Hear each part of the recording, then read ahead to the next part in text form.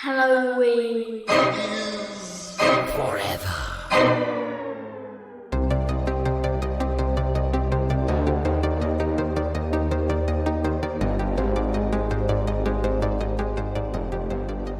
Meg, you're gonna like this joke. I can tell already.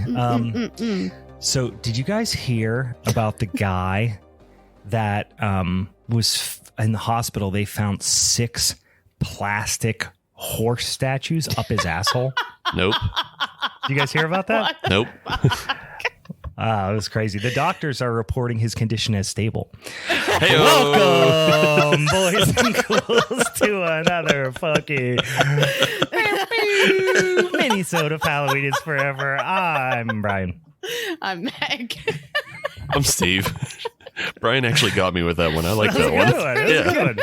I feel like it wasn't also like relevant to like the episode. Yeah, the horses. Like, There's no, this it's movie, relevant to me and me guys, alone. Well, no, the movie. There's this. I mean, the horse score in this movie is through the roof. Okay, yes, 10 out of 10 horses. They get 10 out of 10 horses. Yes. Yeah, horse score on this one, guys. If you're new to the show, if there are horses present, or if we're talking about multiple movies and at least one of them has horses present, we do score them on a scale of 1 to 10 horses. This is a 10 horse movie for 10 sure. horse movie. It's fucking dripping with horses. It's got real horses. It's got fake horses. It's got horses on film. It has. I mean, the only thing it doesn't have is little mini horses. That's the only thing I missed. Yeah. I wish it did have some little mini horses. But the movie we're talking about, guys, is the newly released, I think it's safe to say, blockbuster film that is Jordan Peele's Nope. If you have not seen Nope, which just came out here in the last couple of weeks now. It's been a couple of weeks now. It came out at the end of July. Yeah, I'm like, oh, some other. Yeah. So in any case, if you have not seen it, get ready because we got some motherfucking spoiler alerts. We're going to spoil the shit up out this bitch. But before we do that, we do have some other things that we got to talk about, guys. It's officially late August. Like, if we think about it, the month is halfway over. Late. If you're listening to this, really anywhere from like Tuesday on, it's mid-October. I'm sorry, it's technically late October. If you're listening to it on Monday, the day it comes out, I guess it is technically exactly halfway through October. August. In any case, yeah. What did I say? October? You said October 3 times in a row because that's where your brain is. That's where my brain is. I'm literally drinking Oktoberfest. I drank a pumpkin beer yesterday. I have a fresh bag of candy corn and mallow cream pumpkins cracked. Do you just like sucking them stockpile down. candy corn to eat it throughout the year? Like, I feel like I could just as soon as it hits. As soon as it hits, because I like it fresh. Oh, like I don't fresh. think that's actually a word that's ever associated with candy corn. It is ever, because it gets stale very, very quickly. It's like if you have a bag of it open for a period of time, it gets all nice and not nice, but it gets all kind of dry. I like dry. candy corn when it's a little bit stale, though. I mean, I do like candy corn, so let's be real. Yeah. No, I just bought my first. It usually hits stores right around my birthday every year, which was yesterday, which we're recording this on Sunday, the day before it comes out. My birthday was yesterday, which is Saturday, August the 13th. And usually by my birthday or the week before is when you start to see a little bit of spooky shit going into the store. And candy corn was there, and I snatched it up, took it home. Where my kids and I were mixing it with peanuts and with little peanut butter chocolate chips. That's a good move. Yeah, it was my birthday yesterday, so I just drank Oktoberfest and pumpkin beers all day. That's what I do. Sounds like, I feel like maybe, just maybe, I don't like that stuff. I've seen it and I've passed over, but maybe, just maybe, with a little Muddy Buddy Check mix and peanut butter chips to cut the I just like, just to cut that. I might be into Steve. that. I'm just so shocked with all the bullshit that you drink. I'm just like surprised you just don't like candy corn or something. Like, if if you melted candy corn into a beer, he would drink it. But probably if it's So I'll tell you, if the intense sweetness of candy corn is in opposition to your palate, mix it with just some roasted salted peanuts. The sweet and the salty. Very nice. Next trail mix I make. Yeah, it'll be candy corn and pop it in there. Pop it in there. Don't be scared. Pop it in there. You're gonna be real happy about it. Let's start a new business, and we're definitely gonna cater to the people who like to hike and stuff. But we're gonna make a Halloween trail mix. See, there's not a lot of crossover there. The Halloween fans what about me? are sloths like me. No, I'm not. That's fine, but you're like one anecdotal. That does not make it an audience. There's more people. I know plenty of people who would probably want to go on a walk and want to go on a hike that would probably want some trail mix, guys. Maybe you're the anomaly. I love to hike. This right. You're the anomaly. No. You're talking yourself into something here. And I like to hike and that sort of thing. I like to go on a nice hike, go on a nice walk, smoke some drugs, walk in the woods. That's a lovely thing. But not so much that I need to pack a special snack. I'm going to eat before I go. I'm not going for like 8 hours of hiking. Type. See, you're one of those people like you don't have to be so serious about it. I don't own any serious. I don't own any hiking equipment, and I can hike definitely just as good as you. And I own 0.0 hiking equipment. I'll go out there with my Chucks on. We'll hike all day. It'll be fine. Some people just but not tomorrow, but not the next day, dude. Not the your feet are gonna hurt. Your back's gonna be sore. Let's be real, dude. Just get a pair of hiking shoes. Like special hiking things. No, just get a pair of hiking shoes. That's I it. have a pair of Merrells. Yeah, there you go. See, you do have the equipment. You wouldn't have worn your Chucks. You would have put on your Merrells, and we would have gone for a hike. Because when I walk outside, because they're waterproof. Yeah, that's basically why. Exactly. See, you are prepared, Brian. Don't fight me on this. You're just trying to find ways to hate me, guys. I like. No, not you particularly. I do very much am annoyed by the amount of hiking equipment that's out there. It is so lame. The whole thing about hiking is you don't need anything to do it. That's the best part of it. You don't. Yeah, no. Yeah. I have hiking shoes. And then I go to like Brush Creek Park, which the entire circle is like 4 miles. And I see people out there like they're going to be like they're going out in the fucking with the poles and stuff. See, I don't even do the poles. Like they're out there like they're on the fucking Appalachian Trail, and I'm like, guys, I can see the road from here. And they're like, fucking dorks. Maybe they're training, Brian. No, they're just fucking dorks. I just play disc golf to get my hiking in now these days. Yeah. You really jumped into that disc golf culture. I hadn't played in like almost 10 to 13 years. And then one of my buddies was like, he saw my discs in my car because I was like, I'm gonna keep them just in case. And then we just started playing all the time. Like we were going almost every week. And then we took a few weeks. Do you play on horseback? That's not how that works, Brian. But I would if I could. But it could. Yeah, I'm sure you people can't do though, that. because there's a technique to fucking throwing a disc, guys. Like, we're not going to get into this. We're not going to. No. You're saying I couldn't do it? Is this a challenge? Because I will absolutely fucking do it on horseback. Because you only need one horse. You only need one horse to ride a horse. I think that's hurt your back a lot. Honestly, you only need one arm to hold onto the reins. So you got another hand for throwing a frisbee. But there's more technique to it, Brian. If you wanna go into it, like come play this. But it's like the thing. It's like that thing in the Olympics. Don't bring horses into something that we don't need to bring horses into. That rules my life. Are you saying don't bring horses to a frisbee fight? Yeah. I'm saying don't bring horses to a hiking conversation, which is even farther off the conversation that we should be having. Yeah, that's true. Let's get into. Well, actually, before we do it, we got a couple of things we got to talk about. What kind of movies? Jesus Christ! What kind of beers are we drinking here, guys? My brain's broke. My brain's broke. Yeah, you got that. You got old man, dementia. I'm so fucking tired, too. Jesus Christ. Been drinking beers. I'm sleepy. I'll tell you what I'm drinking, though, because I only got about this much left, and I'm going to finish it. This is classic Paulaner Oktoberfest Märzen. Looks beautiful. Just beautiful. Drinking a little Paulaner.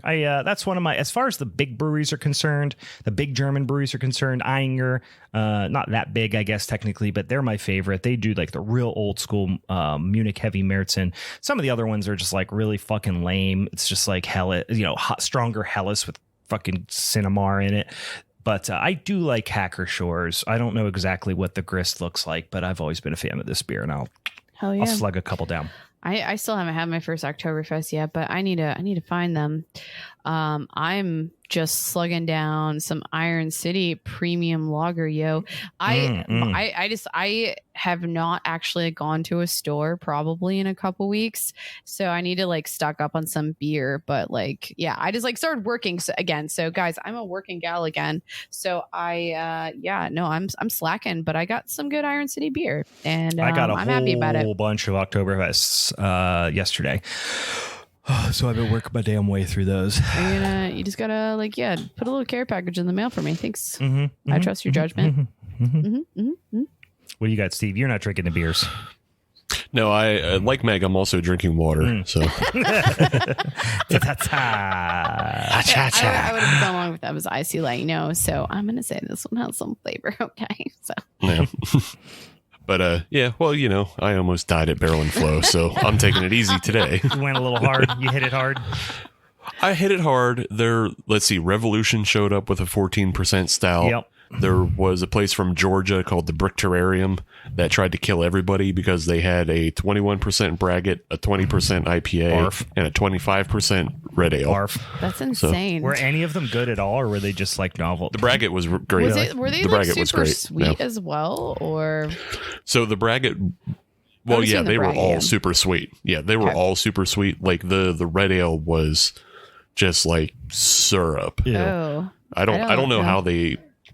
Yeah, like I assume the grain bill had to be huge, and then there's just like a whole lot of fermented sugar in it because it was just so sweet. Well, at that point, if you're not ice distilling, and maybe that's what they were doing or something like that, maybe they're or finishing with champagne yeast, which is going to just dry it out so bad and have all these fucking super high molecular weight alcohols, you're going to get a fucking headache. Otherwise, Saccharomyces strains, they don't live up in that ABV range. So they're going to die, and you're going to have a lot of residual carbohydrates there unless, like I said, use a bunch of enzymes, or you fucking use champagne yeast, or there's ice distillation is the most common thing people do to make, those fucking high teens, 20%, ABV beers. But right. Yuck. Yeah.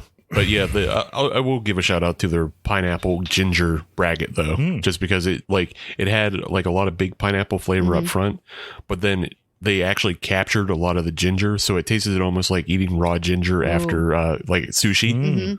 I like that. Yeah. I feel like you put like anyone in it actually captures a really nice ginger flavor and not something that's a little more earthy, because I think sometimes like some of the flavorings you can add like kind of bring that into the fold. But yeah, no, if I'll fuck with some ginger in a beer, or an alcohol, man, any day. Yeah, it's really good. Oh yeah, dude. All right. Well, I hope you recover fully from all these 20% Braggots and things like that. But I just want to say that I also have no sympathy for you, because you knew what you were getting yourself into. Oh yeah, absolutely. Yeah. I did it to myself. Yeah. It's my one time a year that I actually get drunk. So just get hammered, how blasted. When I saw you, Steve, though, you were just like, "What?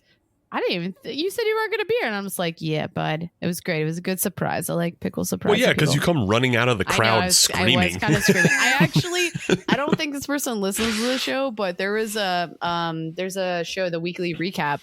So so I saw Sarah at near the porta potties. And I just screamed at her and then ran to a bathroom. I gave her a hug real fast and then ran to the bathroom. And I had to message her today. I'm like, I'm sorry. I just saw you and screamed, came and hugged you, and then walked away immediately. If that tells you how drunk I actually was. Yeah. I think Nick might listen. So yeah, okay. There you go. Yeah. Shout out to them. They're great. They're awesome people. Shit gets wild and wacky at the Barrel and Flow. We all know this. In any case, we do have to talk about what our September Showdown topic is going to be. If you guys are not familiar with the calendar, September happens right after August. Then right after that is October. And September for me, that's full on spooky season already. Pretty much right now is when spooky season starts, which is right around my birthday, which is 8/13, which we just passed here. And then just the rest of it's all gravy, really, for the rest of the year. So September's a big one. I will recap what we had to vote on, which was our favorite Erie, Indiana episodes, Satanic Panic, or Giallo flicks. And for those of you who are wondering, well, how the hell do I get in on this sweet little voting gig? I didn't see nothing about that. Well, open your fucking ears, guys. I'm about to tell you how you do it. Go on the social medias and you follow Halloween is Forever, most notably on the Instagram at Halloween is Forever, or at Hallow Forever, at the Twitters. That's where we typically put the polls out there. We'll link to them on Facebook, which is Halloween is Forever podcast. We also have one of them TikTokies, which is Halloween is Forever pod. Or if you want to suggest some things to us, I guess if you wanted to email us your vote, you certainly could, but I don't know, what's your fucking problem? Get on one of the social medias. It's Halloween is Forever pod at gmail.com. So without further ado, our winner, maybe not surprising from those topics, two of them were kind of niche topics. It's Satanic Panic, guys. So we're getting into September and we are praising His Infernal Majesty. We're going to have a seance. We're going to sacrifice someone or something. And we're going to get into some full-on satanic horror flicks. Now, we have suggested in the past, when we actually pulled this off the old spinny wheel, that we're talking specifically satanic horror. We're not just talking any old demon, right? We're talking about the big guy, Lucifer, right? Satan himself. Yeah. Right. None of them scrubs. None of them none of those low tier demons. None of them bullshit demons that your aunt, buries something in the yard to ward off or something. We're talking about the big guy, the one that you can't fight off. He's going to come into your life and he's going to make it way, way, way, way better or worse if you're a bitch. So get on the satanic train, guys. Hail him and pick. Help us pick some movies that are satanic in nature, or somebody is battling Satan or some shit like that, guys. We'll announce next week our picks for Satanic Panic, but if you got any suggestions, definitely spit them our way in the DMs on the social medias. Let's be real. You're only giving those suggestions to Brian and Steve. No. Fucking send them to me too. You can do it on the TikTok. All 6 people who follow us on TikTok. I see you. I see what you're trying to do. I see what you're doing right now. But you're just coming at the hold up. Hold up. I don't understand where this is coming from, Meg, that she's saying that only Brian and I get the suggestions she's the one that out there got her audience to vote for her. It's Meg it's Martyr Meg. Again, here she is. Oh, she's always getting around to the deal. Meanwhile, she's out there fucking campaigning and winning the fucking showdown for last month. Man, you guys are salty. I'm not going to be taken in by this. We don't even need salted nuts in this trail mix for this Halloween trail mix. He's got you You're guys. a fucking salted nut. Anyway, so give us some of them dang suggestions on there on the old social media. Maybe we'll watch them, see what we're gonna do. I don't know what I'm gonna do. I have a couple in mind, but I'm like, usually I go like, yeah, that's it. That's what I'm going to go do. Maybe it's down to 1 or 2, maybe 3. I have no idea what I'm going to do on this one. I have a couple that I want to kind of revisit and we'll think about. I think you're up for blood. So I feel like usually when you're like, I don't care about winning this, that's when you're like feel super confident. You're like, I don't even need to like look at other options. Yeah, because I'm just picking shit that I want. Yeah, you want. Yeah, you want. Yeah, so now but I want to win this one. You want to win. This is like the playoffs, and then October's like the Super Bowl. Yeah, absolutely. Horror. These next couple months are pretty clutch. You know. Yeah, so if you want to help us decide those in the future, if you have any suggestions or things like that, send them to us on the social medias. Actually, this just reminded me, I need to send out some stickers this week because we had a couple of lovely listeners who reviewed us on Apple Podcasts and or Spotify.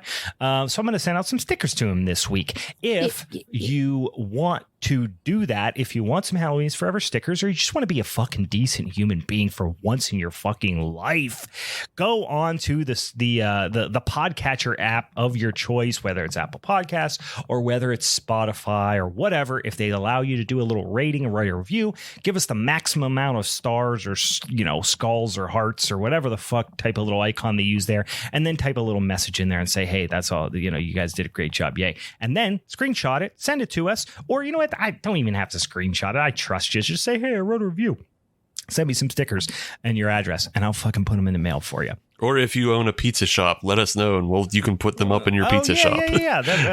Some friends from what was the name of the pizza shop? We'll give them a shout out. It was a pizza shop out of Ohio. Mm-hmm. Here, I'll look it up real quick. Yeah, they're faithful listeners, and they reached out to us and they said, hey, can we just put some stickers up around the shop? And everybody can. So you walk in, you see Halloween Forever on the cash register, maybe. Can they like make us a pumpkin pizza? Ooh, you know what? I'm sure they're this is shout out here to our friends at Pizza Nerds in Newark, Ohio, on beautiful Cherry Valley Road. I'm sure we're all very familiar with beautiful Cherry Valley Road in Newark. Go check them out. I think it's like, I don't know. I think it's in like somewhere in the middle of the state. I have to double check. I don't know exactly where Newark is, but some lovely friends over there at Pizza Nerds in Ohio. I like their name a lot, but I do just have to say, cool, like, why are we not coming after the pumpkin pizza? Fuck the heart pizza. Mm-hmm. Give me the pumpkin pizza. Thank you. I say we go full Satan pizza. Hey, actually, hell yeah. Actually, guys, spicy. Why are they not creating some sort of candy corn shaped fucking pizza? They make a bunch of cookies too. On it. They seem to specialize in all manner of yummy cookies as well. Ooh. So maybe a candy corn type of cookie, but I'm going straight up Diablo pizza. We go straight satanic pizza where we make it all spicy and just like it looks like a fucking murder scene. You know what I mean? Ghost pepper sauce. Pentagram. Habanero. Pepperonis and a pentagram. My body already is rejecting every ounce of that. Yeah. I like it in theory, but my body is already telling me no. My body's telling me no. Fuck with a pizza like that. Yes. So in any case, if you want a little shout out or you want some stickers or whatever, send us one of them things over on one of the social medias and we'll happily do that. All right, guys, let's get into a little flicky that we watched called Nope, written and directed by one Mr. Jordan Peele, which spoiler alerts here, guys. Guy keeps knocking it out of the fucking park, though, doesn't he? Mm-hmm. Yeah. He does not play around, it seems. Yeah, he don't lose. No, that motherfucker don't miss. He plays to win, and he wins. He won my heart years ago. This was such a fun, weird movie. I'm so glad I went in just, obviously I saw some screen grabs and stuff like that, but otherwise I went in like completely blind and was just so pleased with just how fucking wild this movie got. Let's first talk about some of the players here and some of the cast. So many of you may already know Daniel Kaluuya is the star of this here flick, sexiest along man with ever Keke in Palmer. Film right now. Let's be real. Good looking man. Let's not fucking rub it in. But he is from Get Out. I mean, you know him from Get Out for sure, right? He's been in a bunch of stuff. He's been in Judas and the Black Messiah, Queen and Slim. He was in Black Panther. You're gonna know him, know his face. He's great in this. Almost, I don't want to say overshadowed, but so he plays O.J. Hayward or Otis J. Hayward Jr., which I thought was very funny that they made his initials O.J. They did make some O.J. jokes, and then great. Even at one point, like one of the people were like, "Your name's O.J.?" Like he's like, yeah, it is. Like he's been dealing with that his whole life. His dad is Otis J. Hayward Sr., and he's played by the great Keith David, who everyone will know from perhaps the greatest sci-fi horror flick of all time, which is The Thing. John Carpenter's The Thing. And then Keke Palmer plays OJ's sister, Emerald Hayward, who she kind of almost steals the show. She's fantastic in this. Not only is she kind of the she's a serious character, but she has all the good jokes, I would say, for the most part. Right. I think she like her character brings just like a lot of the personality that she's OJ's character just like naturally sibling. does. But like their characters are just so starkly different, and this is very clear throughout the movie. So OJ is the stoic one. Emerald is the she's the charismatic one, as is made very, very clear early in the flick. We also have Brandon Perea, I believe is the way you say his name, who plays Angel Torres, who is like the Geek Squad guy who becomes like entangled in this whole He's thing. Like, my life is so boring. Your life sounds interesting. This sounds amazing. Let's really fucking go. When you first meet him, you hate him immediately. They make you hate him, and then you think he's just going to be a dickhead that they like have an interaction with. But then he becomes like a big part of the movie, which I did not see coming. He's like the sidekick. He feels like a sidekick the entire time. Yeah, for sure. Yes, good supporting role there. Steven Yeun, who we just talked about in Mayhem, or Steven Yeun, I think is the way you say it. And he plays a character named Jupe, which is kind of an interesting character. And then a bunch of other people. I think probably the last really notable one there is Michael Wincott, who is plays this weird kind of super artsy director who kind of is like a Werner Herzog-ish type of character, maybe, called Antlers Holst. Like if he came to their, he's the most cartoonish character in the movie. When we get, we'll talk about him more, but if he had shown up to their farm, like just wearing a robe and maybe randomly was just naked walking around their house, I would have not been surprised. Yeah, I kind of might have liked that. He's a weird character. Super weird. He kind of doesn't really make sense with the rest of the movie either. He was the only character that was like, really? You didn't think he made sense? I think he makes a lot of sense. I thought he made perfect sense. Really, I thought his honestly, I'll tell you what stuck with me. It is his voice. It was so over the top.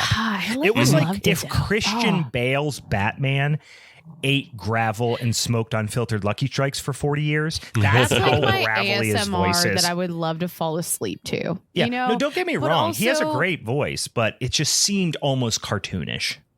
Maybe, but I think if we talk about the themes of like the movie and talking about again, I don't want to dive too far into it too soon, but like it's all about Hollywood in a lot of ways. Like this movie says, like, you know what I mean? And I feel just like the entertainment business and the predatory nature of it and all that. Almost mildly a caricature of like that type of director, but I still feel like he was like that jaded, like I have to do things, but this is what I really want to do. And so like, that's why I felt like it works so well and what I love, but I could see how it's like, can become off as like this caricature of this idea of this type of director that exists. Yeah. So, anyway. I think to be clear, I don't think he's actually a director. He's a director of photography, so he's a DP. Okay. Yeah. Or he's a videographer or something. But he's this very artsy fartsy kind of filmmaker type. Yeah, you get introduced to him like in basically one of the first scenes where OJ is on set with his horse, because the Hayward family is horse wranglers. You know, they're animal trainers. But the Antlers character is just meant to be like that guy who has been swallowed up by Hollywood. He had all these dreams of being, you know, an artsy fartsy director, but he has to fucking direct commercials with horses and old starlets. Right. I get it. Yeah, but it's just like, I mean, his name is Antlers. I don't know. It just was a lot of bold choices with his character. I'm not saying I dislike it. I just thought his character kind of stuck out like a sore thumb a little bit. It really does. Curious but I like if it. like Jordan Peele named his character based on like someone he worked with. I didn't look too far into it, but if someone fucking knows, I think that would be fucking brilliant if he did. Because I could see something like that happening. There's a lot of weird little Easter eggs in this movie. I'm sure I noticed a couple, many of which I'm sure you'd have to watch several times over before you got, but we'll talk about it just a little bit. So we're not going to dig into every single scene here. I'll just kind of do a high level, plot overview, and then I think there's a lot of kind of themes and things that we can talk about a little bit too. So anyway, it starts out you've got OJ and his dad Otis, who are talking about, basically, where they're going to kind of take the business, the family business that was built by, Otis Sr. And he had really been a pioneer in the industry, and he had created this business where they are, training horses for movies, so they are like, animal trainers to the stars kind of thing. So they are training animals for movies and TV series and all this sorts of thing. I think their spiel is also really important though too, that like they have like lineage back to some of the first like horse trainers like in Hollywood and whatnot, or like even just ties to what the first person who was filmed ever was a black man on a horse. And so I took that as that wasn't true. It may not be true, but I feel like that was like their spiel, but I felt like it was still tied back to what was important about. I mean, at the same time, if we're talking about Jordan Peele, there has to always be a lot of social commentary. So let's be real. I didn't do again, I don't know if you guys either looked into it. I would have not put it past that was actually true though. That's why, I believe that it could have actually been. Oh, you mean as far as the actual person? Yeah, I think. I mean, like the whole idea that the first recorded thing could have been. It is. Yeah. So that is true. Yeah. But that they don't know who that person was. Sure. So their lineage, yes, that might have been like a little bit of like a stretch in real life, they don't know who it is. But I mean, I'm saying in the movie. So anyway, we're getting a little bit ahead of ourselves. I think the kind of thing we have to establish first is that Otis Sr. dies. Right. So they're getting ready to like kind of make this, big move in terms of the next, stage of their business. And, OJ and Otis Sr. are kind of out, with the horses. And all of a sudden, he just kind of, they hear this kind of crazy noise and this wind. And then all of a sudden, all of these objects that you can't really see what they are just start hitting the ground all around them. And then all of a sudden, Otis Sr. just kind of slumps over, falls off his horse. OJ rushes him to the hospital. He dies, and they find out that it was a coin. I think it was a quarter or a nickel.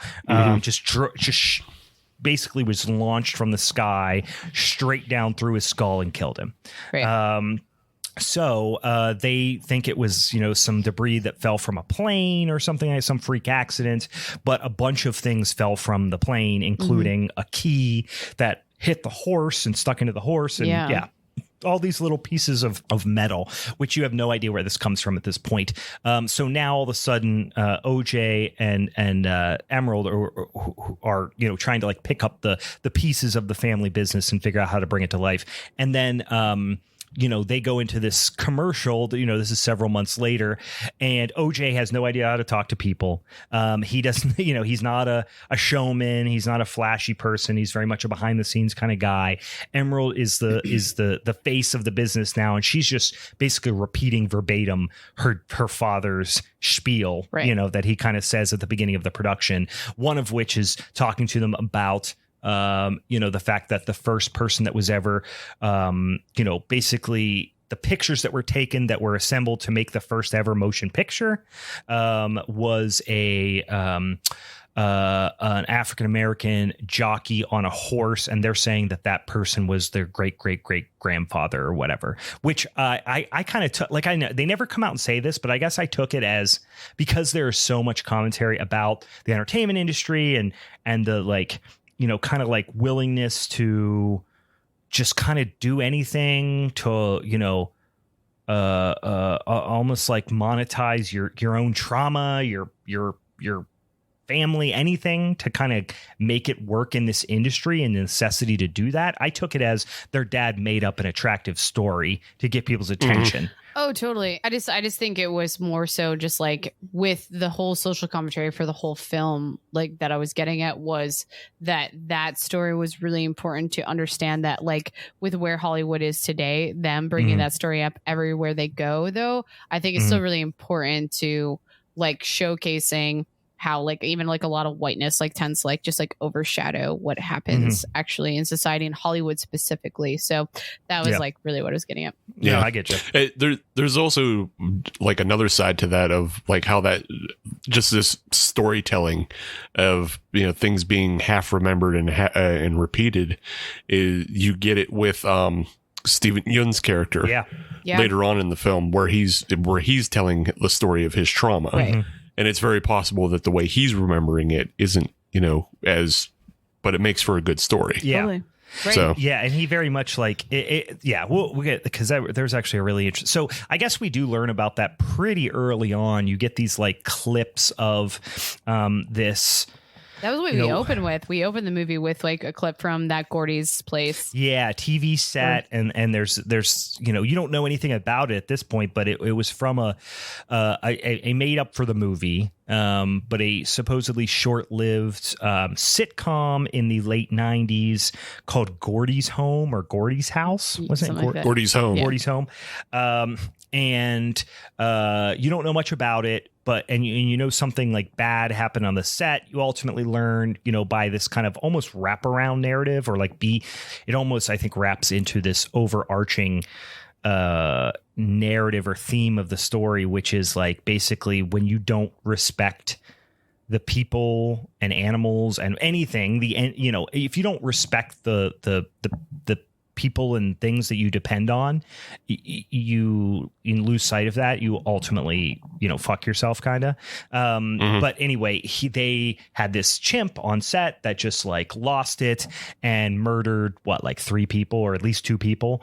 Murdered 2 and then and severely disfigured. Yeah, disfigured another. Yeah, which is kind of interesting. So you come to learn that the kind of neighbor of the Haywood farm is this Jupe character played by Steven Yeun, and he was one of the child actors on that show and was a survivor and came out unharmed, but had a very traumatic experience associated with it that you kind of relive through his eyes.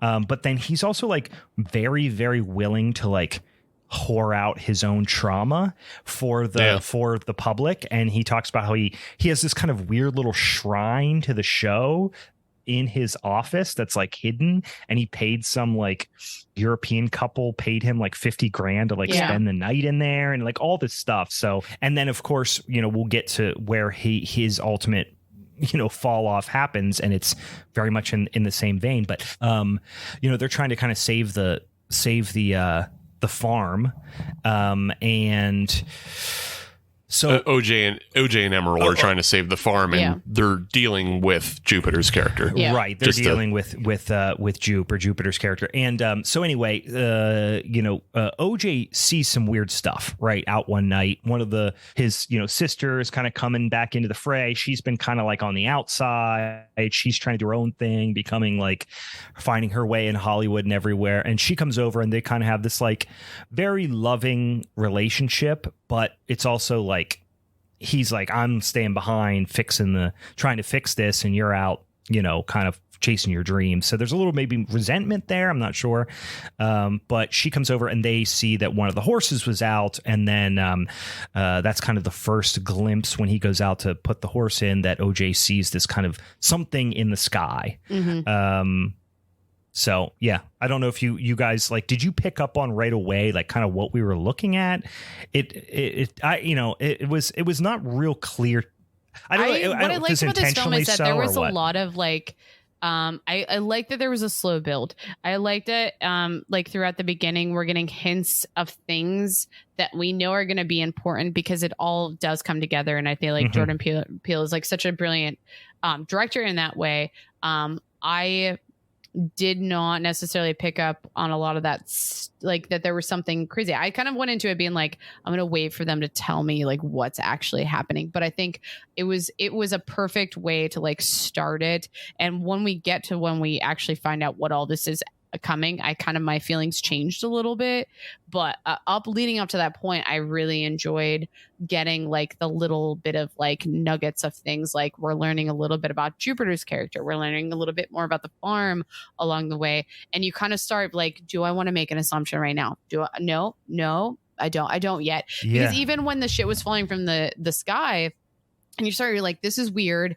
And I went into it knowing that there might be certain like alien-ish type fucking things going on. But I didn't know.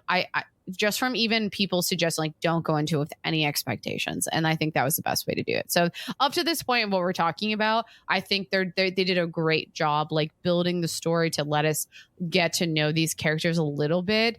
And if you're a type of person who wants to make assumptions, you may, but like you don't have to. Yeah. I like it in what you're saying, Meg, is like that you get little nuggets of stuff, and there is a lot of misdirect that is directed towards Jupe's character. Because there's so many different events that are around him, because you see like something is happening at Jupiter's claim one night. You get when he tells the story from his perspective of what happened on Gordy's home, there's this really weird just kind of, and it's maybe like a false memory of his, but like he remembers the shoe that is standing up, standing upright. Yeah. Which I really wanted to like understand that a little bit more and like try to do a little bit of keep going. So I think what that is like I said, I think it's just a thing misremembered, because the other thing that is more important to that story, and like what is kind of ultimately the downfall of him as a person, is like he's remembering this while the chimp is going crazy on set, it's literally just attacking everybody. And then he's under the table and the chimp sees him and comes over, and like he has this memory of the chimp not going to attack him. He thinks it was reaching out for a he thinks it was reaching out for a fist bump, which he says they invented. That was almost like their little thing on the show. I like how you just said that. I like, because that actually makes a lot of sense that like, even if we talk about children, like child actors, like having so much trauma, that if he thinks that the only way that he could explain this behavior is like somehow aliens and that shoe being part of it. Maybe it was just aliens, or he just saw it as like a miracle thing, or just like, what? I think he thinks he's blessed is what it is overall. Okay. Which is why he thinks he can control what we find out in the end. Sure. You know what? I just kind of made the connection that I think the shoe standing up is he has the shoe in his office. Oh, yeah, and he has it mounted in that position. So it's part of the story. So the shoe exists in his world now as being mounted in a frame on the wall for the weird, obsessionist people who he basically pays, that pay him to come see all this stuff. And so that shoe is like this symbol of he has built this story into a money-making scheme, kind of. Yeah. But he doesn't. But the only thing that I don't like about that theory, the only thing is that, like, because he doesn't actually talk about the story, that like, if he would have been so bold as to like be like, I saw this shoe standing up, and it was actually part of his story. We didn't hear I them think the say shoe that, only exists. The only part of, because he had hid under the table. Right. So I think in real life, the only he never saw anything. Okay. So all this stuff that he's making up in his head about people getting, that whole scene that is fabricated by his brain, and the only part that isn't fabricated is the shoe, because he has seen that because he obtained it later. Yeah, and I think it's less. I think he did see pretty much everything happen, but I think what he didn't recognize was that he actually was about to be attacked, and maybe he saw the shoe, maybe he misremembered it, and I think it's just because over time he kept retelling the same story over and over. Like Meg, you said we don't hear him say he saw the shoe, Yeah. But I think that's just within the editing of the film, because he starts the story, the flashback, and then we watch it happen real time. So I think maybe he mentions it when he's telling the story to others, because now he has this trophy, that he has this like core central thing that he's focused on, and maybe it was that way, maybe it wasn't, but now it's become so ingrained in the retelling of that story to people when he's trying to make money and everything. So I don't think it's a malicious retelling of the story. I think it's just something that he's so ingrained in himself, because he does it again when he retells, like he's praising the fake SNL skit right that was like, and he has like such flowery, like reverence for a fucking SNL skit. Yeah, and he's starring Chris Kattan. He's talking about Chris Kattan like he's Jesus Christ. Well, what he says out loud versus what we see in like the flashbacks and what we see on his face, they're clearly just two separate things, which is why I just think like whatever he can say out loud, it makes sense to him and however he has to tell the story. But like the relics just being there are just part of that trauma that I think it's just part of the trauma. So he sees that he could very well just have been like, I found this shoe was just on the set, or this shoe was because they didn't talk about it a lot. And again, I'm jumping ahead just to talk about the one clip where the one actress from the show was at that final show. So like I wonder if that was her shoe. So like again, no, I think it was the mother's shoe. Okay. Yeah. It's just like he has these relics and stuff that he can create a story around based on the drama, so that A, he's making a money-making story. B, he also is able to just cope with the trauma of it all. Oh yeah. It's definitely a coping thing. Yeah. But yeah, that's why he keeps it around. But also he sees the value in it. Sure. So he, and again, that's part of Hollywood of like selling your trauma, selling your soul, sell your most personal things to TMZ. Like most people don't want their fucking divorces out there, but like how many times do we hear about divorces and breakups and everything, and that all gets leaked into the media. No one actually cares. Anywho, let's move on. I don't want to keep everything. There's so much more to this movie that I want to keep talking about. This movie's so huge in the scope, and it's like the way it weaves things together. I'm sure we'll actually at the end we'll probably come back to this Gordy's home scene because it's something I noticed. But let's move on. Yeah. So we should say that Jupe's character next door, he's kind of created this like little mini Wild West themed, like a tiny little theme kid park. Sheriff. Almost like a he was the kid tourist. sheriff. He was the kid sheriff. Yeah, it's like a tourist trap type, not tourist, like a tourist trap type of thing. Out in the middle of the desert. So he's got this big, he's got this whole like set, Main Street, and actors and rides and the whole 9 yards. That's kind of right beside them.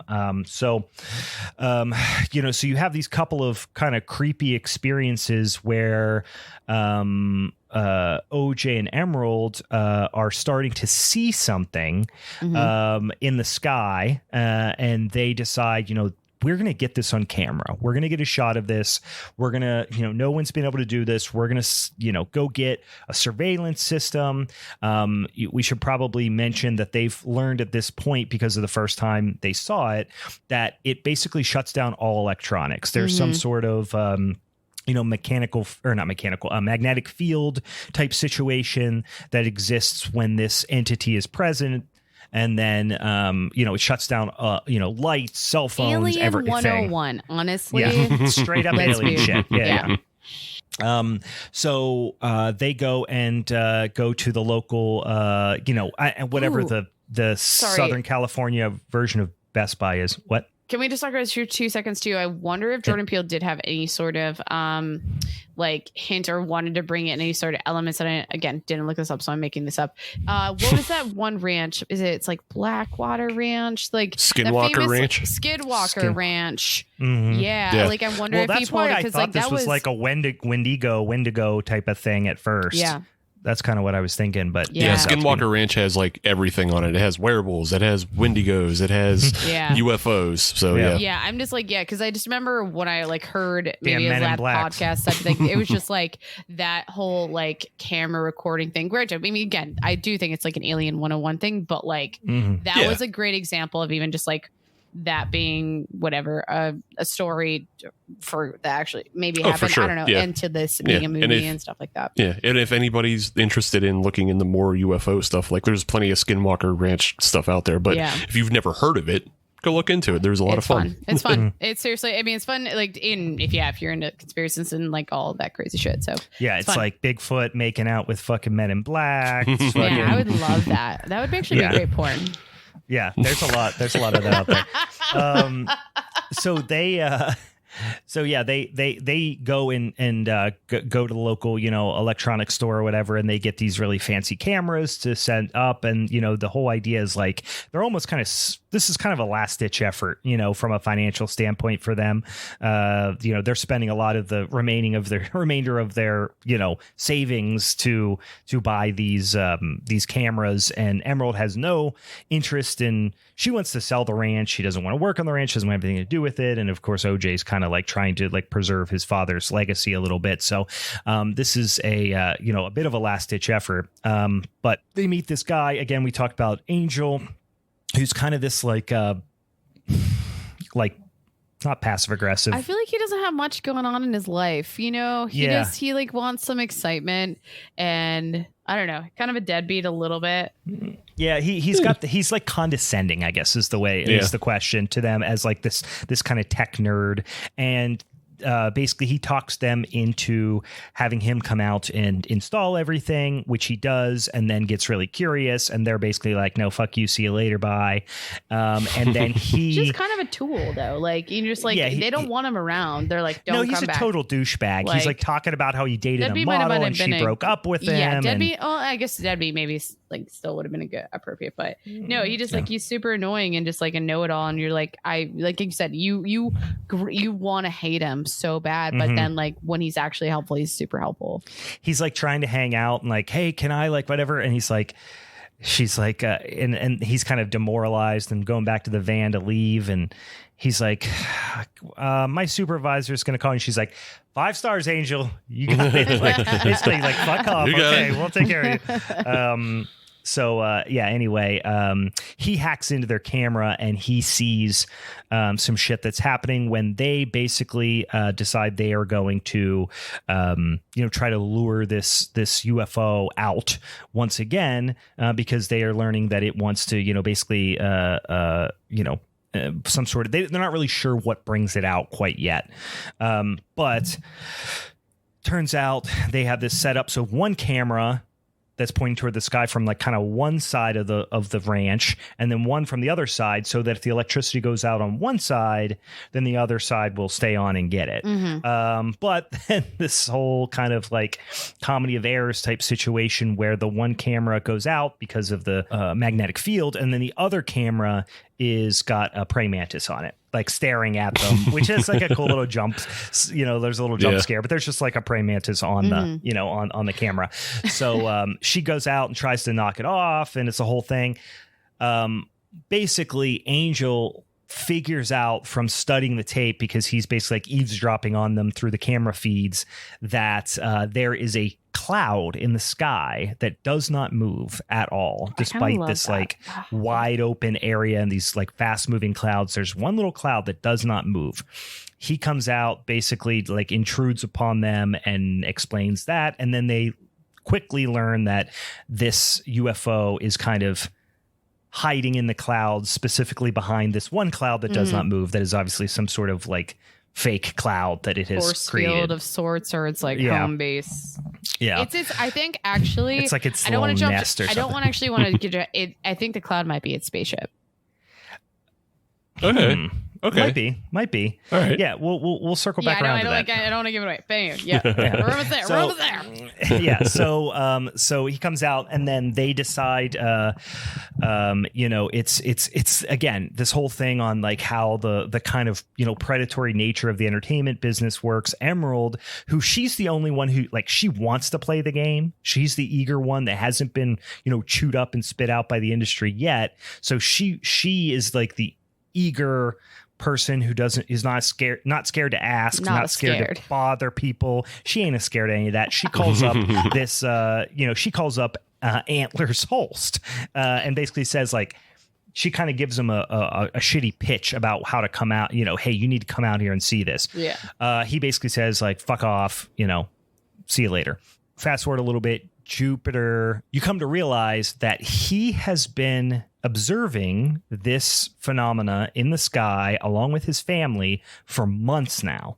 And also buying these horses. Yes. And he has been to it. Yes. I forgot about that. Yes. So he keeps buying horses from From OJ. From OJ. Yeah. And you don't get this, at the time, but Steve, you kind of mentioned there's a lot of like misdirect with Jupe, because at this one point, when he's basically selling horses to Jupe to make ends meet, he is expecting that he's going to buy them back.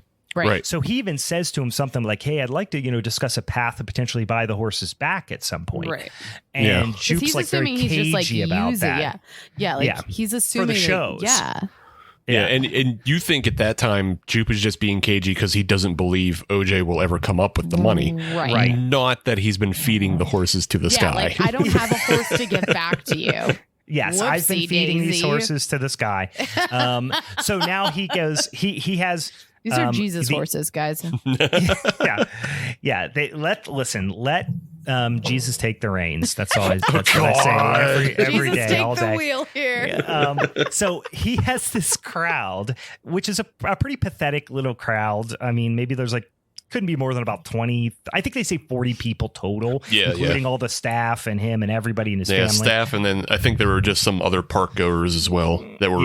They weren't at the show; they were just milling about. But yeah. So they're kind of standing in these grandstands, and he's got. And he gives this big, showman style speech about you're going to be changed forever after today. And basically says, we got a goddamn UFO in the sky and it's been coming down at this time every day to eat a dang horse, or every Friday or whatever to eat a dang horse. And within the hour, you're going to see it. Well, then it shows up a little early.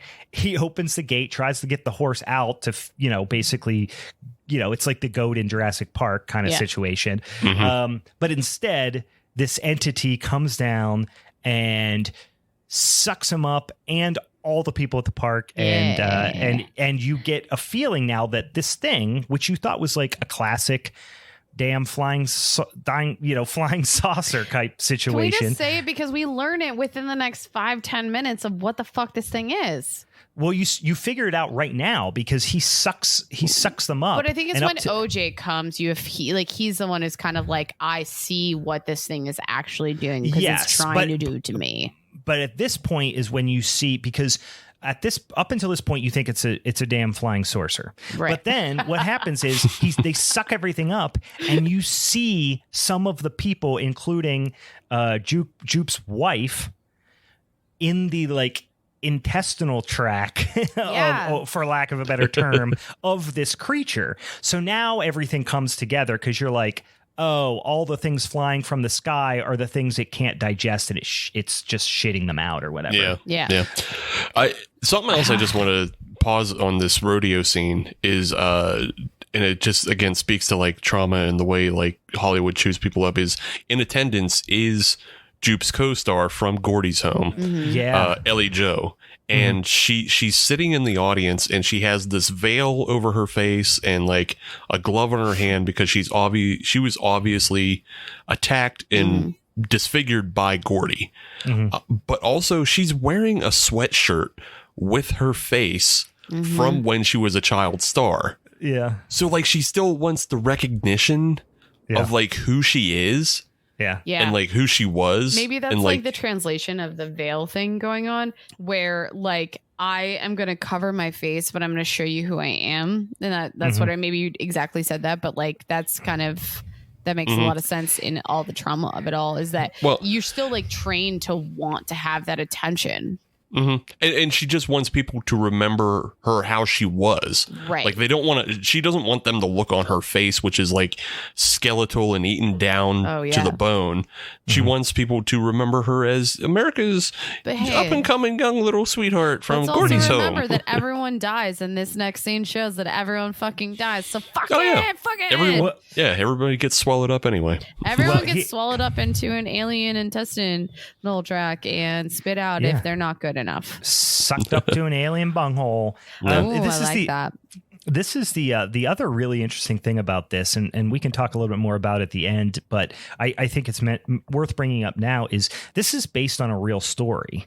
The person who gets attacked by the chimp, there was a woman back in, I want to say in the 90s. I'm not sure exactly what the time frame was. Man, I thought it was the 2000s. It might have been 2000s, but her name is Charlotte Travis is a Nash. menace, though. Yeah. Charlotte Nash is her name. And she got mauled by a Hollywood chimp named Travis, who she was the owner and trainer, I believe, of. Oh, maybe I don't know. Keep going, but I thought. Am I getting two stories together? Well, no, I thought blinded. I see this right now. Yeah, I thought it was the owner's friend that was attacked by Travis. I actually have this right now up. Right, it's like in 1995, in real life, chimpanzee was taken from his mother as a baby and sold to a Connecticut couple, Sandra and Jerome Harold, who named him Travis and raised him to wear clothes, drink wine, eat at the table, and sleep in the bed with them. In 2009, reportedly triggered by a red Elmo doll, Sandra Harold's friend Charlotte Nash was holding Travis charged Nash in a shocking mauling attack, and the woman was left blinded, hands, nose, lips, and face severely injured. Yeah. So the interesting part about this is she was on Oprah, which they talk about wanting to get this stuff on Oprah. And she wore essentially the same type of like shawl type of thing. Yeah, the shawl and it was the glove that like stuck out to me because I remember she also had like this specialized glove that she wore to maintain the idea. To maintain the idea that like she had a full hand, like which she doesn't. Yeah, Travis was a menace, and like those owners fed him wine, like you said, Meg, but also he was like hopped up on like people antidepressants. What? They kept him all kinds of drugged and crazy. Okay, I have this is like a weird side story that I will try to keep as brief as possible. Like my stepmom had a friend who for a period of time she was like going to exotic animal auctions and ended up getting this smaller monkey. And for one like weekend, my stepmom was like babysitting it. So we were hanging around it. Again, weird stories. Monkey sitting. Please, monkey sitting. We were monkey sitting. There are some pictures that exist out there. I will show them to you at some point. Anywho, but like she ended up at one point. Story never ends. No, okay. Side story to this side story. Can you talk slower? Can you talk slower? You're going too fast. We want to hear the monkey sitting story. Yeah, I feel like Willy Wonka's like, suspense is killing me. I hope it'll last. Okay, so I do a story to the side story before I get to like why this monkey is not in that person's life. Part of this monkey sitting, my mom put the monkey on my brother when he was sleeping, and the monkey just started playing with his nipple. And like my brother just like woke up, but he's like one of those aggressive people to wake up where you like it might punch someone. He woke up inappropriately. Didn't punch anyone, didn't punch the monkey or anything, but this was just a really funny thing that the monkey literally went to his nipples. Anywho, your mom let a monkey molest your brother while he was sleeping.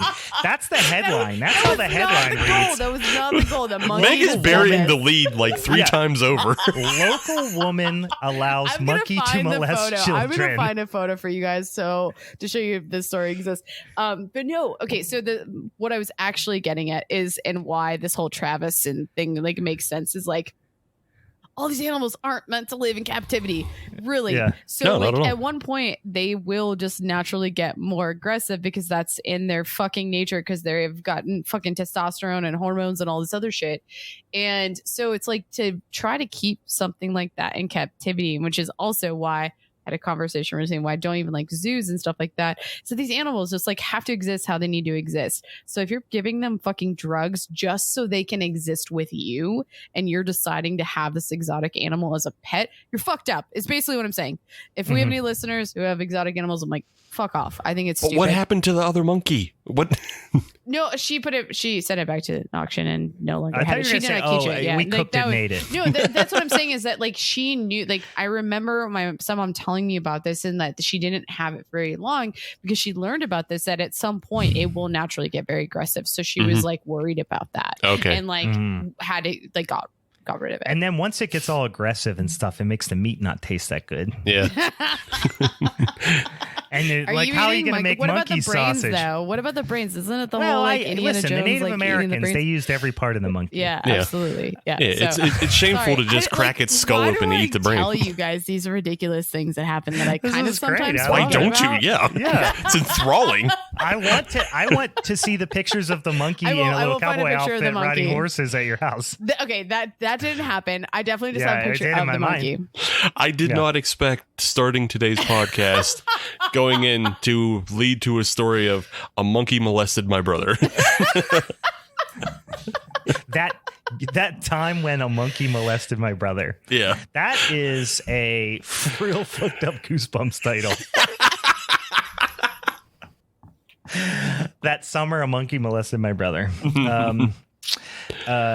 Yeah, so where the fuck were we at? Who fucking knows? We're past the rodeo. We're past the rodeo. Yeah, so I guess what happens is the Antlers Holst hears about the incident at Jupiter's Claim. They have no idea what happened, but he makes the connection right away. Ah, shit! This is those people who called me, because he's thinking about it still. So he says, "Hey, I'll come out." Right. And he comes out and brings his camera, which is a hand crank camera. It doesn't need electricity, that he built himself, which was kind of cool, a cool element there. Yeah. I thought that's the other thing that just like harkens back to him being this. And I don't want to say he's a complete like Lars Van Trier.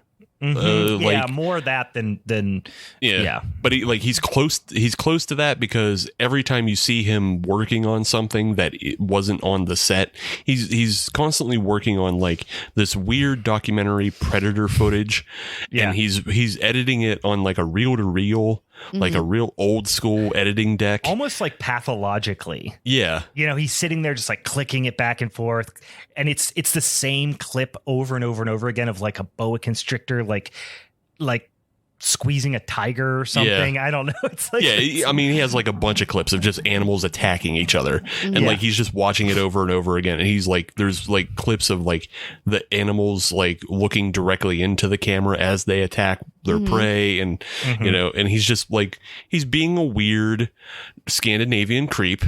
Excuse me.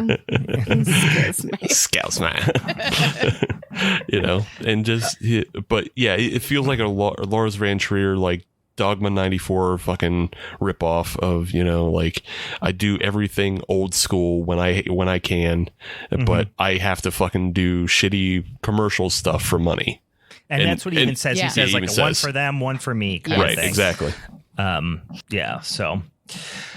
So he says, okay, I'll come out. So they get out and they start formulating a plan about how they're going to, which I thought was really like what I know you're about to jump into this, but like, this is the moment for me, what I was kind of mentioning earlier on, that I was like, things kind of turned, is that it almost felt like, I feel like when this conflict arises in this film, they went from like, holy shit, what the fuck is going on? It's just crazy, to holy shit, we actually have a plan.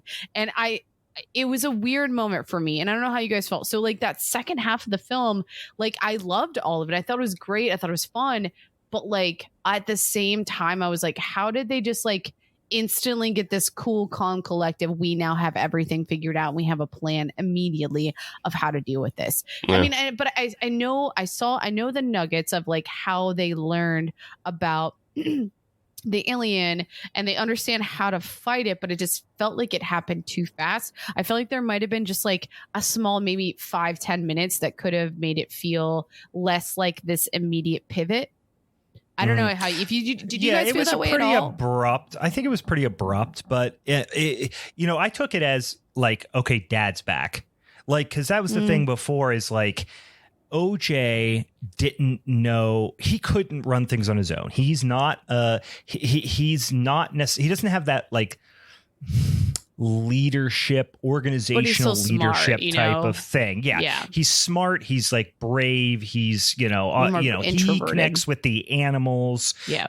He's like the pack leader type of thing, but he's a lead by example guy, not a like, let's sit down and figure this out kind of guy. And of course the other two aren't either. So all of a sudden Antlers shows up, and now he's the general, and he's going, okay, you tell me, how are we going to do this? Right. He knows nothing about the thing that they've experienced, whereas OJ, I feel like, experienced most of the alien.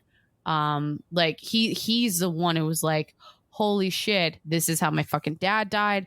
I watch it like eating all of these pieces that it can't digest. And this is why it's like trying to hurt us almost in a way. Yeah. And Antlers is the director. I mean, he comes into the director role. Sure. So he's like, I am going to set up where people are going to be, where the shots are going to be. You're going to be, essentially doing the stunts, here's all the, so he comes in, he's like, now he's the director, I think a little bit. Yeah. Right.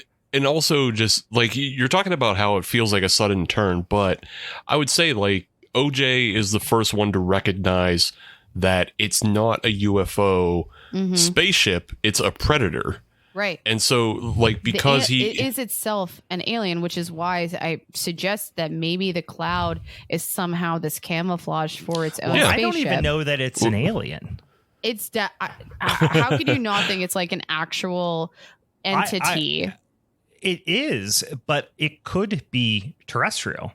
Yeah, it may be just something terrestrial. What? Terrestrial. Something we've just never seen before. Sure. Yeah, but so like OJ is the first one to recognize that it's a predator, and so he is the one that always trained with his dad, which is part of Emerald's character as to why she hasn't been chewed up by Hollywood yet, because her dad wasn't taking her out and training her.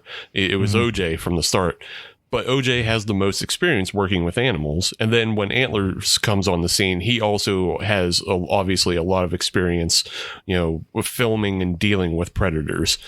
So like the two of them, I just didn't take it as that sudden because, OJ knows how to train and Antlers knows how to film. So maybe I was more ignorant, or not ignorant, or ignoring. Because I hear what you're saying is that, I think maybe that's the subtlety of OJ's character being so quiet, that he was watching all those things. So he more instinctually knows how to handle a prey or predator versus he knows animals, which is what he's kept saying. So maybe I just was ignoring that fact. And maybe that's why I didn't feel there's so a montage, and a montage solves all problems. That covers up a lot of problems. So they kind of set things up, and I thought it was kind of cool that they have.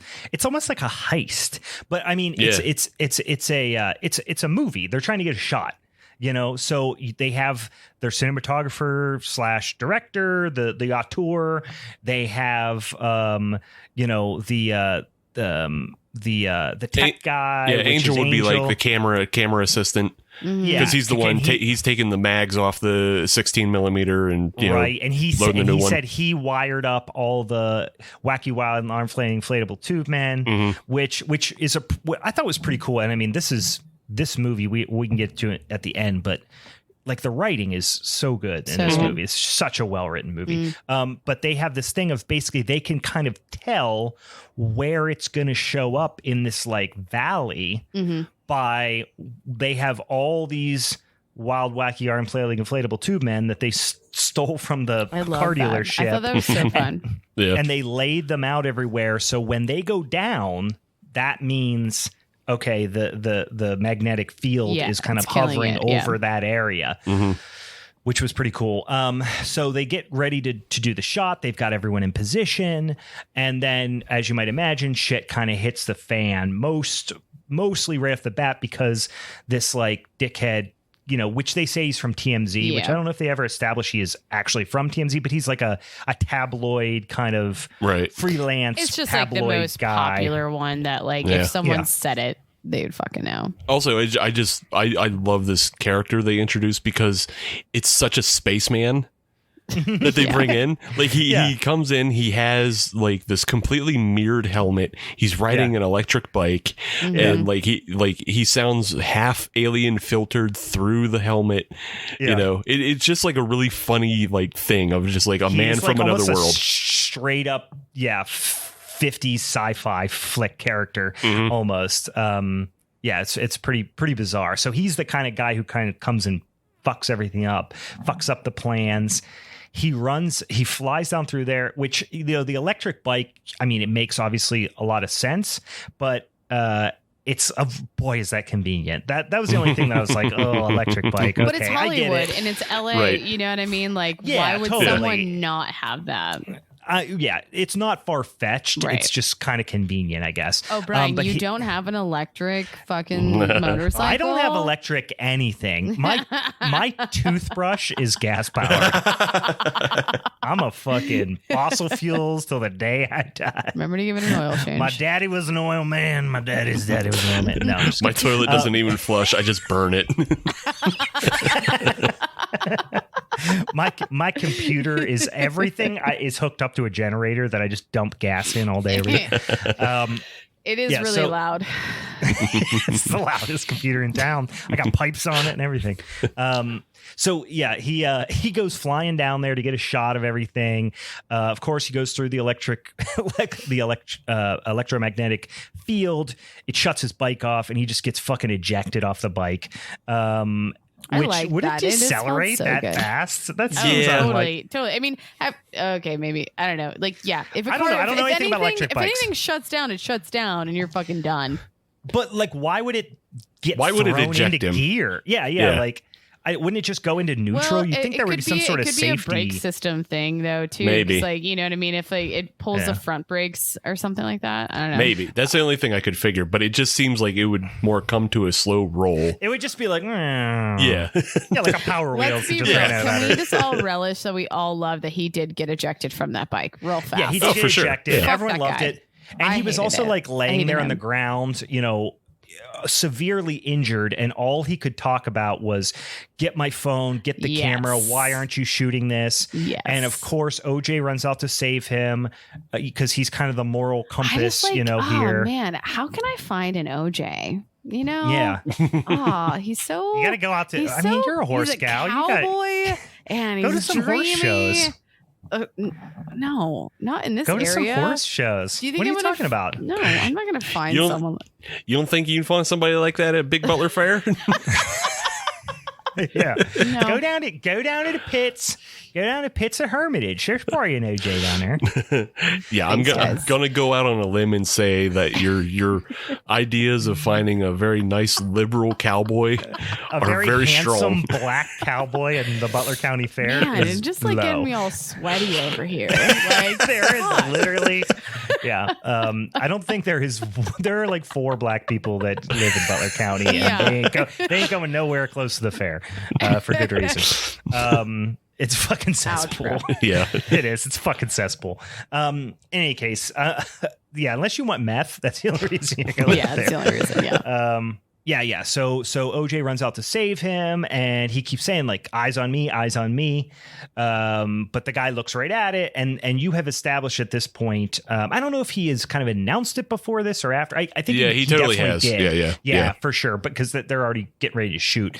But OJ has said, he has figured out that he believes that it will not attack you unless you look directly at it. Right. So he learns that earlier when he kind of saves them, and they jump into the van and kind of Do you know where temporarily escape. Do you know where that works in the opposite? Is in a What? classroom. Oh yeah. Do you remember that? You're like, I can't. if you look at the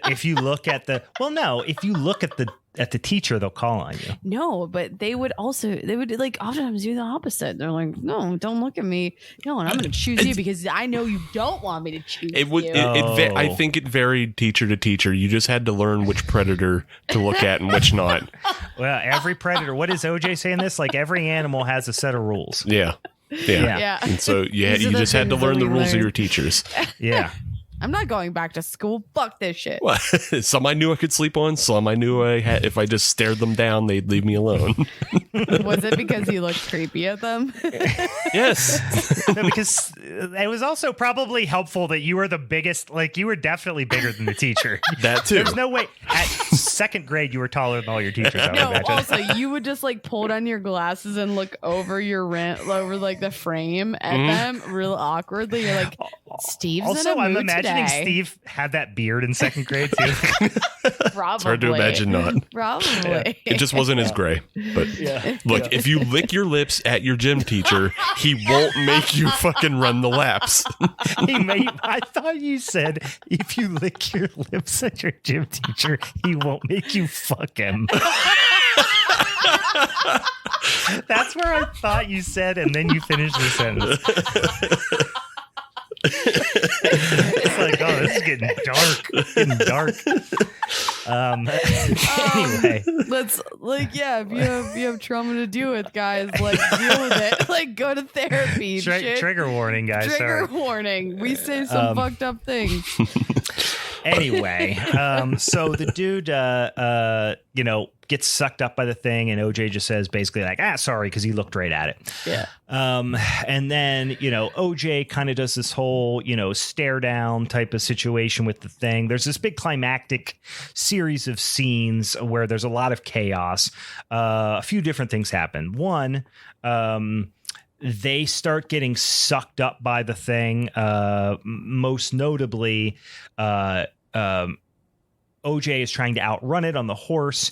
He kind of dives into this this kind of fairing house type situation. I don't know what it is. So he's kind of trapped and isolated over there. Emerald kind of gets tossed around by it. So they're all injured because they've been partially sucked up and escaped this creature, which we should describe now. You've seen it close up in a few different instances. It does look like a disc, your classic flying saucer, but with a very noticeable, almost reminds me of like the mouth of a stingray or something, but it's circular. Yeah, but I also think like I got this almost like starfish, almost like even just like where it ate from, kind of reminded me of a starfish type thing.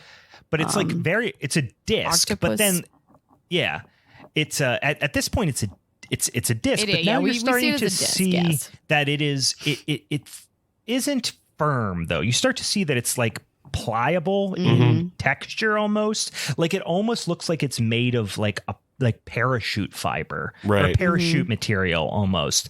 And then so then fast forward a little bit, Antlers basically they get a good shot of it, right? They believe that they've gotten a good shot of it, but then Antlers throws a big old wrench in the mix here by deciding that he is going to go rogue and get his like final, piece de resistance type of shot where he actually runs up the hill with the camera and baits it to come to him.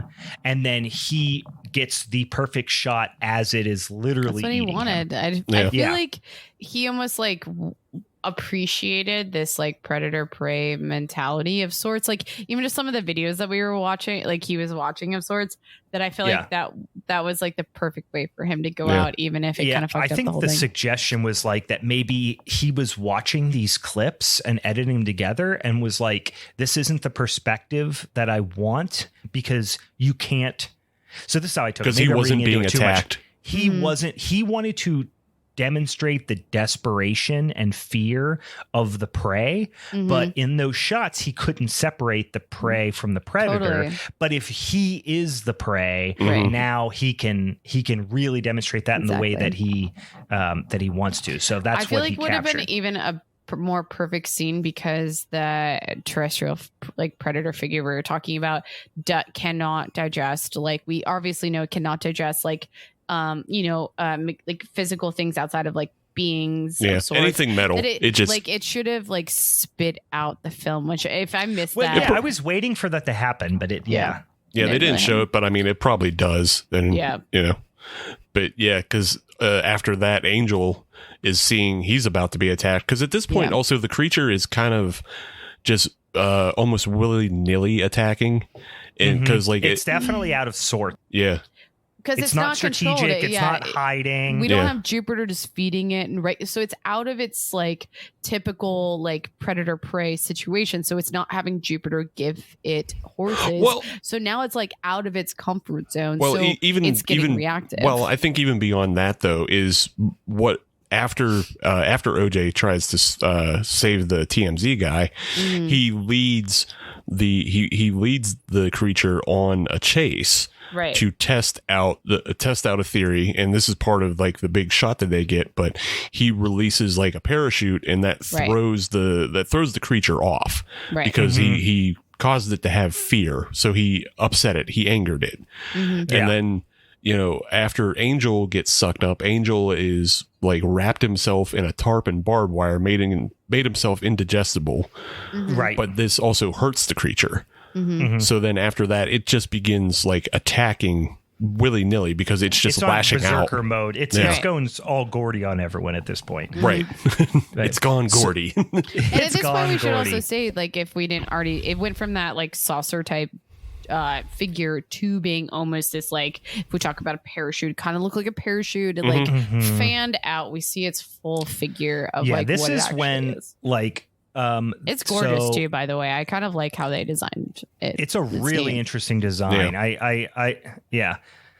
But yeah, OJ kind of stares it down, and it's kind of this like, now you need to respect me thing. So he stands up to it, and I took it as it kind of flares itself out like a peacock or like a or like a cobra or that's something. That's its intimidation. I think he also just said something too with like OJ finally, like, he is finally maybe even stepping into that moment where he never felt like he could be his dad, and now he's kind of like finally understanding what it means to be able to like respect and understand a creature, but also have like dominance over it and be able to like control what it needs to do, which is exactly what he's doing with like the animals that they he basically has like a face off with it, kind of. Right. Yeah. But the design you're talking about is like Meg Yori like made allusions to it by saying like starfish or octopus, but it definitely has like this undersea like sea anemone or something else like a jellyfish without jellyfish, tentacles. Or like even lionfish. There's just definitely like a lot of deep sea elements to that, and like the way it flares itself out like a pufferfish almost, and it has, its stomach comes out of itself a couple times. So it makes total sense with everything you guys are talking about with like when something is trying to show like scare other prey or a predator, like it'll go into that form of like, this is who the fuck I am, Arms up. Was it like, did you guys get any, because of the idea that it kind of looks like it's made of fabric, or some sort of like nylon almost, it looks like it's made of. Yeah. Did it remind you guys of like, I the first thing I thought of was like the dragons around Chinese New Year. Oh, okay. Totally. Obviously it's not nearly as anthropomorphic as that. It's much more abstract looking than that. But it just kind of was like this whole series of like flowing fabric. Yeah. It was like I said, it was like a gorgeous, but it was like figure. A fractal pattern but too, also a little terrifying. bit. The stomach has like a fractal pattern nature to it. It's funny. You just said nylon, and it clicked in my brain that if you looked at this thing, it would look like a weather balloon. Like the original Roswell report. It would be like a shredded weather balloon. Totally. Yeah. That just clicked with me.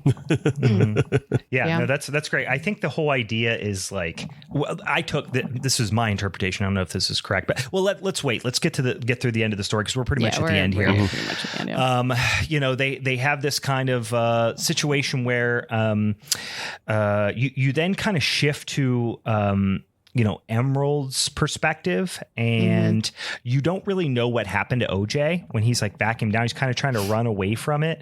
And she's watching this all happen from a distance, and he tells her to run to the motorcycle, which is of course electric. So she's basically waiting for it to move far enough away, and he's kind of pulling it away from her so that the motorcycle will start and then she can take off, which she does.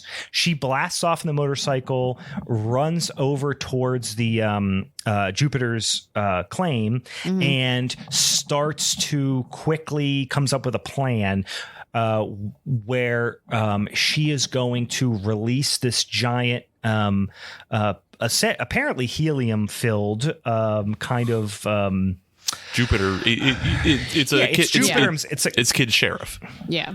Yes, it's Kid Sheriff. So it's basically like this big character, big blow up character, and it starts to fly into the sky, and that attracts over the creature, which fights with it or attempts to like fight with it. Yeah. Ultimately consumes it, and then she starts to use this like it's like a wishing well camera. Yeah. I've seen it before. It's like one of those things where you go to like Idlewild and you look down. Excuse me, you look down the well. You put a quarter in, and it takes your picture from below. Yeah. So she starts taking pictures of it as it's. She wanted evidence. Like she just was like, Yeah. we can't say this didn't exist.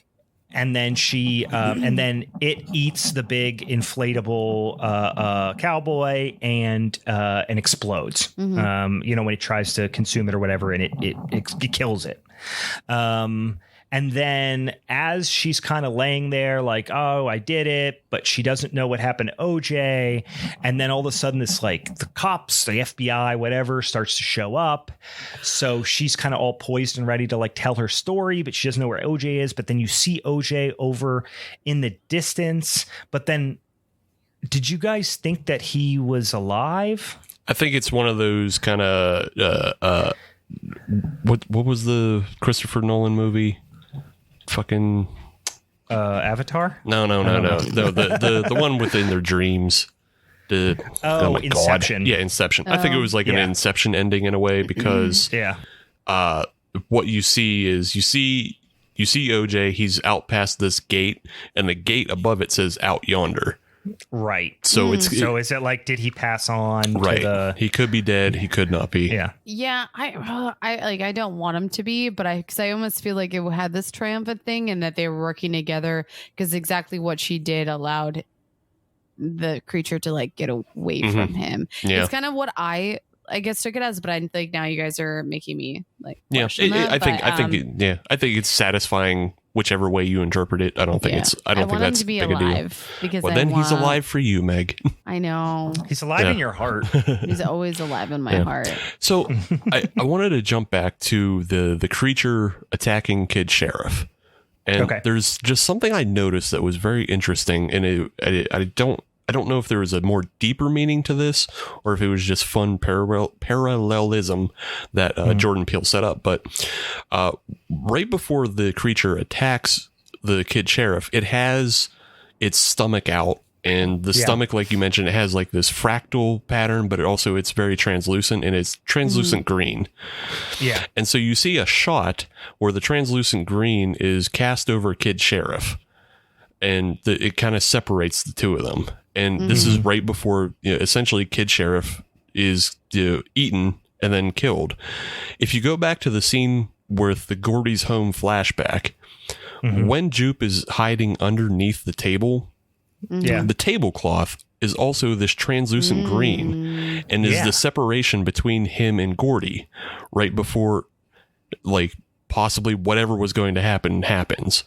So like I think it's just like like I don't know if there's some sort of green veil or something like that. That's like something in like folklore or something. Yeah, I don't know if that's a thing, but it's just it's definitely like a parallel of like green veil. Is there? I'm trying to rack my brain here. I don't know. Is there because there's that biblical verse at the beginning, which is basically like, oh, we're gonna, I'm gonna basically turn you into shit. Basically, is what the there's that I forget too. what the quote is. I think that's just more tied to the Hollywoodism of like we're gonna exploit you, we're gonna throw filth at you. But you have like Jupe, who is almost definitely in danger, going to be attacked by Gordy, and he's only separated by this thin piece of green, fabric. And then the same thing, the predator, the alien predator, finds itself in a situation where it thinks it has the upper hand on Jupe. Right. And attacks him. And it's right before both of them die, or right before Gordy dies, and it's right before this creature dies. Yeah, this creature gets killed because it thinks it has the upper hand, but it just sees a big Kid Sheriff. It doesn't understand that it's full of helium and is just going to bust its insides. So, yeah. I thought it was an interesting parallel, but I just didn't know if there was more symbolism to it being green, because it's a very specific choice to make them. Well, there is and this is quite a long, maybe this is quite a long shot here, but I was just Googling, stuff about a green veil, and there was an anthology series that was at Tribeca a few years ago called The Green Veil, and it does look like the themes of this, like John Leguizamo and Aram Rappaport was in it, and it's a seems like very much a theme of oppression. So I don't know, who knows. I saw the same thing when I tried to do small amount of research, but I couldn't. I just couldn't find like it's certainly not a 1-to-1. I couldn't find a good reason, and it just might be knowledge that I don't have, or it just might have just been a parallel, and Peele decided on green. I don't know. Yeah. There was a lot of things that I wonder, because he's so like he's almost, and I know he's only a few films in his career, but obviously he's proven himself to be an incredible writer and filmmaker. And I almost. I don't know a lot about him personally, but I definitely see a lot of like Kubrick type elements in his films, in that he's like really heavy into, all the stuff in the background, and, there's all these little Easter eggs and everything's tied together and all this stuff. So he loves like kind of weaving these webs. And I wonder if there was an element where this idea that he, like, how do I say this? Like almost a commentary on himself a little bit, and the fact that he is like kind of making a big summer blockbuster, like a fairly big budget summer blockbuster. I don't know what they spent on this, but this isn't a small production, and like this idea of, he's exploiting like these true stories about, especially in his first films, like obviously really, really like racially focused, and you could see it as, oh, this is something where he is playing to the, he's trying to, develop awareness around these types of issues, but I'm sure he's had some internal dialogue with himself as like, I'm also making a lot of money off this. You know what I mean? And then in this movie, he kind of does it almost very intentionally, in that he brings up that idea of Charlotte, that Charlotte Nash character, where it's clearly a reference specifically to her, right, and Oprah and all that stuff. And I wonder if it's one of those things where he's kind of like, oh, it's almost a nod to say like, I'm not immune to this either. Right. Like I'm part of this big thing. Yeah. I think it's like, I definitely can agree with that. It's like hard not to. And like the Scorpion King thing, I really like that. So again, I'm reading into this way too much, but first of all, they talk about how that horse that was supposed to be Emerald's horse that they trained to go and was supposed to be in the Scorpion King, but then it got cut anyway because they used camels. Anyway, the whole time during the latter part of the movie, during the climactic scene at least, OJ is wearing a Scorpion King staff hoodie. Yeah. Like crew hoodie. And when he's talking about Chris Kattan, when Jupe is doing his whole thing about Chris Kattan and all this stuff, he's basically describing the character of Mango, or was it not Mango? No, it wasn't Mango. But he just played chimp. Mr. He was playing Peepers. like a chimp. Mr. Peepers. Mr. Peepers, that's it.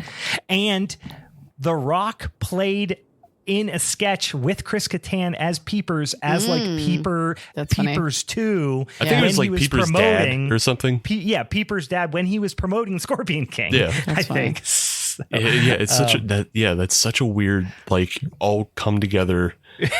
But like, it's definitely intentional that was all on his mind. Clearly intentional. Yeah.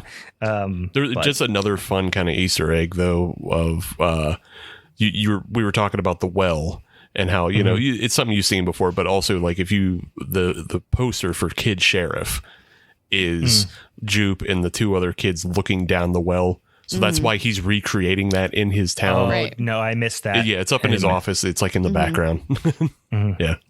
I saw something which this didn't really interest me that much, but it did say I did see that there was apparently on Jupe's desk a pair of scissors, just like in Us. Oh, okay. Like on his desk. I was like, that's a little on the nose, but whatever. Yeah. It's just hiding things in plain sight. Yeah. But yeah, so this movie ruled. Yeah, that's really that's the end. We kind of fade out with Emerald, and does she, what does she do with all this information and these pictures and all that? So you don't know. But, she has probably the best character arc out of everybody in that, like we were saying, when she starts the film, she's very much trying to get in and she wants to be part of the Hollywood system. But I think by the end, like she doesn't want that anymore. Yeah. Like her encounter with the TMZ bike guy is like, very much like she's trying to even warn him. She's like, you don't want to be a part of this. I don't want to be a part of this, but like this is done. And it's even kind of funny when she makes the initial call to Antlers. Yeah. He has a quote. I couldn't recall it. I can't. Dang it. Well, it's not so much of the quote that I remember, but it's he's basically saying you're chasing an impossible dream, one you can't wake up from. That's what he warns her with. But also during that call, she's trying to do the pitch, and she says, "We're filming something reality," and then OJ's like, "No, say documentary," and like she switches the documentary, and then that kind of perks Anders up for a minute. Because there's something more serious. There's something more socially engaging about documentaries than whatever the fuck else you're making. Reality isn't actually real in a way. You know what I mean? Like that Hollywood mentality around it. Yeah. But in the end, that's what they wind up making. They wind up making a documentary which could actually be used for social good. Like a lot of other documentaries are, and that's why they have that high regard. But yeah, totally. Yeah, great movie. Really, really great movie. I will absolutely watch it again as I would. I mean, people are going a little wild, and I think Jordan Peele had a really who knows if how much of this stuff is like planned with publicity and all that stuff. But if he stumbled onto this one, he stumbled onto it really well, which was there was some quote where somebody was going around Twitter saying essentially Jordan Peele is now officially the greatest horror director of all time. and he was like, and his response was like, delete your account or something. I forget. It was something like that. No, everybody else was saying delete your account. Jordan Peele said, I will not stand for John Carpenter slander.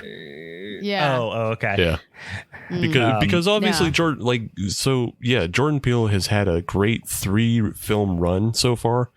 I think Us is maybe the weakest of the 3 so far, but I liked Us better than this one, to be honest with you. Okay. Oh, really? Well, I really like this movie, and incredibly well written.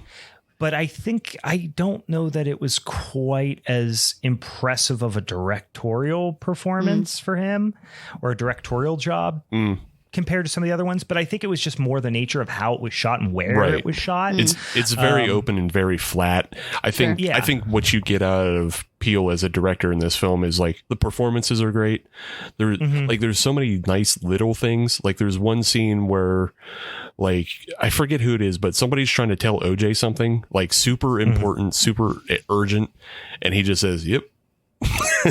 Yeah, he's a great character. It's a great. There was no bad performances in this movie, I don't think. So I can't. I guess compared to Us, which was so much more intimate, very striking. Movie. That's very striking. Felt like it actually had more terror, and even maybe when I felt like, okay, maybe I should have made this comparison earlier. Whereas I felt like even the beginning of this film had this whole American Horror Story where the first 5 episodes are terrifying, and then you find out the plot and you're no longer scared, and you just learn going along with the story. Now it's a big budget sci-fi flick, now, kind of thing. Now I'm just following along and I'm here for it. So whereas I felt like Us was like had more terror throughout it, you know, overall. Yeah, that's fair. Yeah, and I agree with that. I guess my feelings towards Us as far as shortcomings is like, so this film takes its time and explains everything really well and sets everything up really well, and even gives you like a good chunk of misdirection of thinking like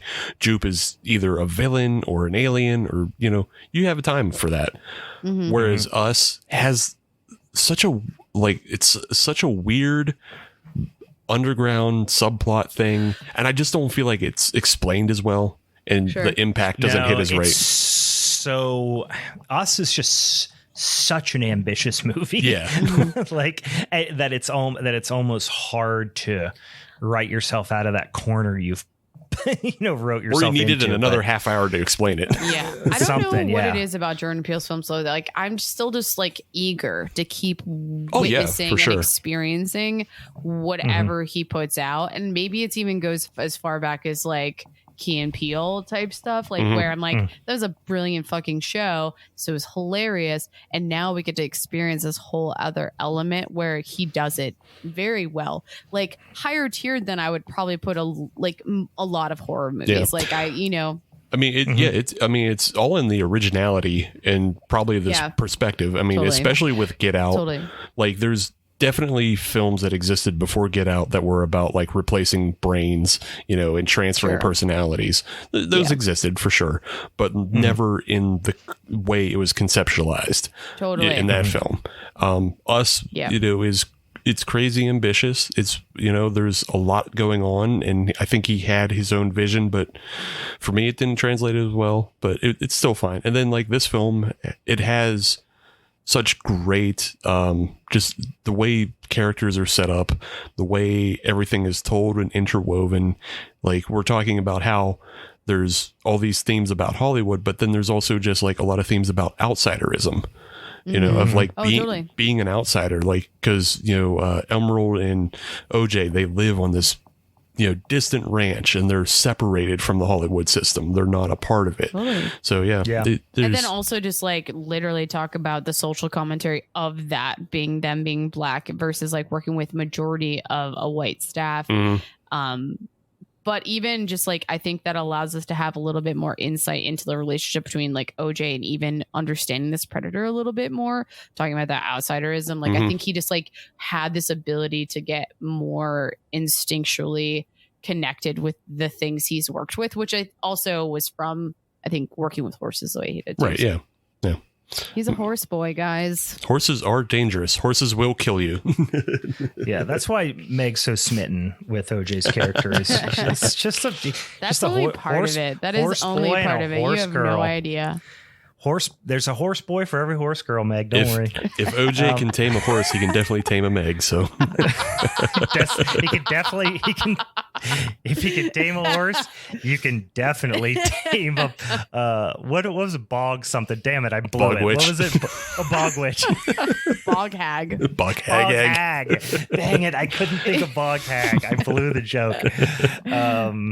All right. If you can tame a horse, you can tame a bog hag. it's oh god. If I ever get on a dating app again, that's what I'm gonna say. How has Bog Hag Summer went, by the way? We haven't done an update on Bog Hag Summer in a while. Dry.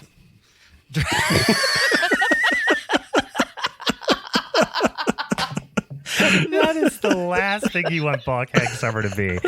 Oh man, you gotta go get some damn bush apple then. You know what? I went to the get-go near my grandma's. Bog Hag Summer been dry.